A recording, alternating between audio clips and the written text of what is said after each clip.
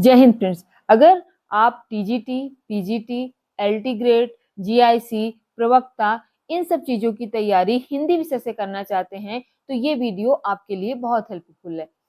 मैं हर दिन एक वीडियो लेकर के आऊंगी। आपको कहीं भी पेड कोर्स लेने की जरूरत नहीं है। आप आसानी से मेरे द्वारा बनाए गए नोट्स से आप टीजीटी आसानी से निकाल सकते हैं। तो आइए सबसे पहले शुरुआत करते हैं हिंदी साहित्य के इतिहास लेखन से। इतिहास क्या होता है? इतिहास वो होता है जो पिछला गुजर गया है, यानी हमारे पिछले समय में बहुत पहले से क्या चल रहा है वो इतिहास होता है। इसी तरह हमारे हिंदी साहित्य का भी एक इतिहास है और उस इतिहास को लिखने की परंपरा कैसे शुरू हुई, आइए समझते हैं। हिंदी साहित्य के इतिहास लिखने की परंपरा 4 पद्धतियों से शुरू हुई। उसकी 4 पद्धतियां हैं: वर्णानुक्रमी पद्धति, कालानुक्रमी पद्धति, वैज्ञानिक पद्धति और विधेयवादी। सबसे पहले देखते हैं वर्णानुक्रमी पद्धति। वर्णानुक्रमी पद्धति का मतलब है अल्फाबेटिकली, यानी कि अल्फाबेटिकली वर्णमाला के जो अक्षर हैं उसके अकॉर्डिंग इनका विभाजन हुआ है। यानी कि अगर किसी कवि का नाम ए से शुरू है तो जितने भी कवियों का नाम है वो पहले अक्षर पे आए, पहले नंबर पे आएगा। अगर किसी का का से शुरू है, अगर हम हिंदी वर्णमाला के अनुसार उनका विभाजन करते हैं तो अगर का से शुरू है तो जितने जैसे कालिदास हो गए, जितने भी का से कवि आ रहे हैं उनको पहले नंबर पे रखा जाएगा। तो इसके समर्थक थे गारसा दत्तासी और शिव सिंह सेंगर। क्यों समर्थक थे? क्योंकि गारसा दत्तासी ने अपना जो ग्रंथ था उसमें भी वर्णानुक्रमी पद्धति के आधार पर लिखा। इसी तरह शिव सिंह सेंगर ने अपने ग्रंथ शिव सिंह सरोज में वर्णानुक्रमी पद्धति पर लिखा। ये पद्धति अच्छी नहीं थी क्योंकि आप उनके समय के अनुसार या फिर उनकी योग्यता के अनुसार उनका विभाजन नहीं कर रहे हैं, आप सिर्फ उनके नाम के अनुसार विभाजन कर रहे हैं। इसलिए इस पद्धति को बहुत ऑथेंटिक नहीं माना जा सकता। अब कालानुक्रमी पद्धति देखते हैं। कालानुक्रमी पद्धति में जितने भी रचनाकार थे या जितने भी ग्रंथ लिखने वाले थे उनकी जन्म तिथि व कार्यकाल के अनुसार, यानी कि जो पहले पैदा हुआ उसे पहले रखा गया, जो बाद में पैदा हुआ उसे बाद में रखा गया। इसके समर्थक थे जॉर्ज ग्रियर्सन और मिस्र बंधु।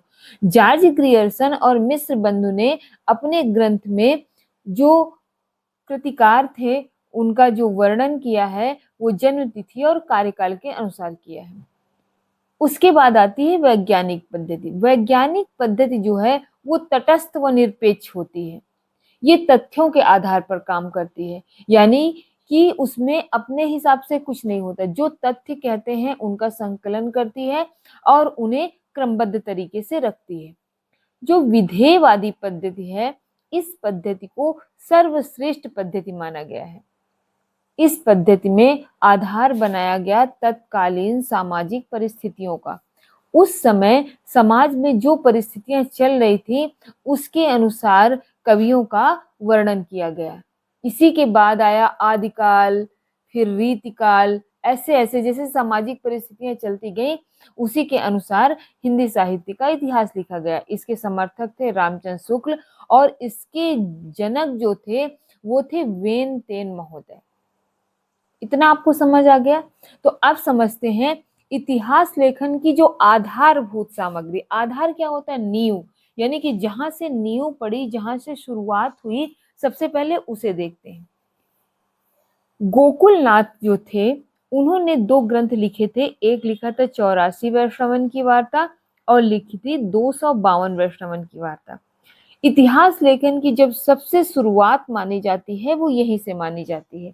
माना जाता है कि गोकुलनाथ ने ये जो 2 ग्रंथ लिखे थे इनमें 84वें श्रवण की वार्ता में वल्लभाचार्य जी के जितने शिष्य थे उनका वर्णन किया और 252वें श्रवण की वार्ता में विट्ठलनाथ जी के 252 शिष्यों का वर्णन किया। उसमें कितने शिष्य थे? 84 शिष्य थे 84वें श्रवण की वार्ता में।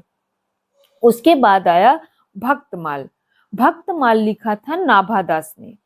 नाभादास ने भक्तमाल लिखा। इसमें 316 छंद हैं।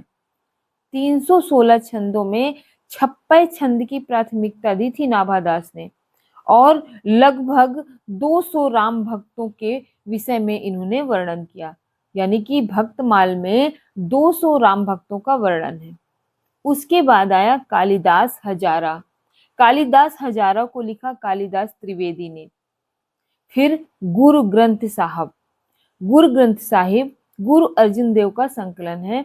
उसमें चार कवियों का संकलन है। नानक, नामदेव, कबीर, रामदेव, मतलब इन्होंने जो लिखा है उनका संकलन जो है गुरु ग्रंथ साहिब में है।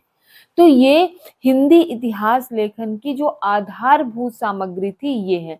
लेकिन हिंदी साहित्य के इतिहास की शुरुआत यहाँ से नहीं मानी जाती।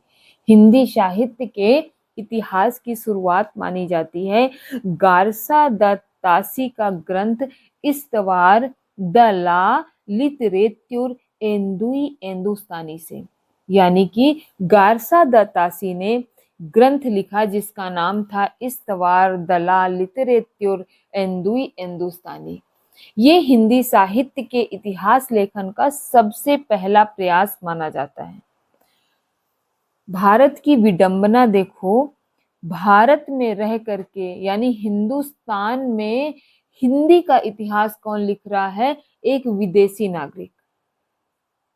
क्योंकि गारसा दत्तासी भारत के नहीं थे, ये एक फ्रेंच विद्वान थे। यानी किसी विदेशी व्यक्ति द्वारा हिंदी साहित्य का इतिहास लिखा जाने वाला ये पहला ग्रंथ है इस्तवार द ला लिटरेच्योर एंदुई एंदुस्तानी।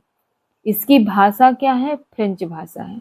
इसका प्रथम भाग 1839 में और दूसरा भाग 1847 में प्रकाशित हुआ। ये प्रथम संस्करण था। द्वितीय संस्करण जो था उसमें 3 खंड थे। यानी द्वितीय संस्करण में इस ग्रंथ को 3 खंडों में विभाजित कर दिया गया था, जिसका प्रकाशन किया गया 1871 में।